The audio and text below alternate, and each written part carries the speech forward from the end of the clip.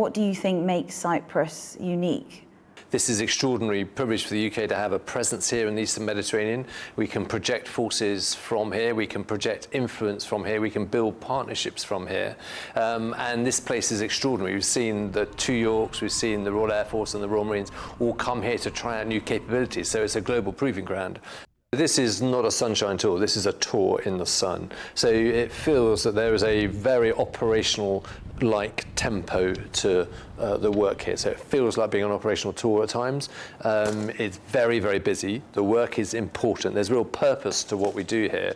And that means that people are working really hard. We've got jets that are flying out onto Operation Shader on a daily basis. We've got a regional standby battalion that is at notice and currently are going to be used to help some work back in the UK. So people are at readiness, people are working operationally, and of course you've got your families here. So you've got to manage all of those relationships alongside the work.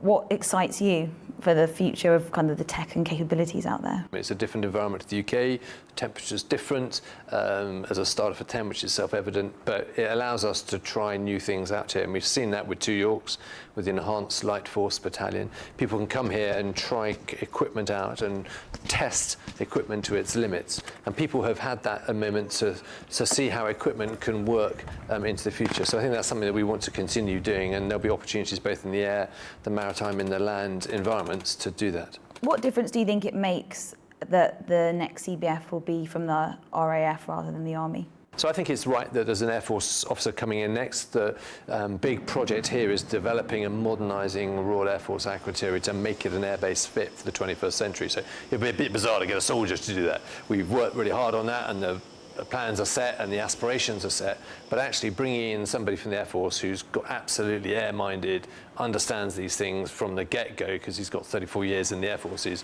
absolutely the right decision. And for British Forces Cyprus as a whole, what is the aspirations you've discussed with your successor? This is all about having the UK's presence in an important part of our world. It's about maintaining a force that is ready to operate, either here or beyond.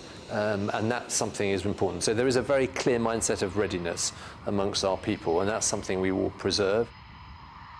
How do you feel about leaving your role in Cyprus, but not just Cyprus, but you're leaving the military after 34 years? I will leave Cyprus with a heavy heart, conscious that this job is a privilege, conscious that it's a fascinating job, and conscious that the relationship with Cyprus is in a good place. And President Anastasiadis has said the bases make this region more secure, and we've been able to deliver non-military development, which has levelled up opportunity for Cypriots in the bases. So I think all of that means that the relationship's in the right place, but a relationship needs constant nourishing.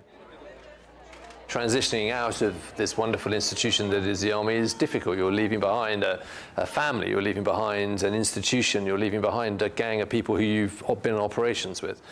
So I will miss the people enormously, I will miss the institution enormously, but I've been taught as a soldier to look forward, not to necessarily look back. So as one goes into a second career, there's plenty of opportunity out there.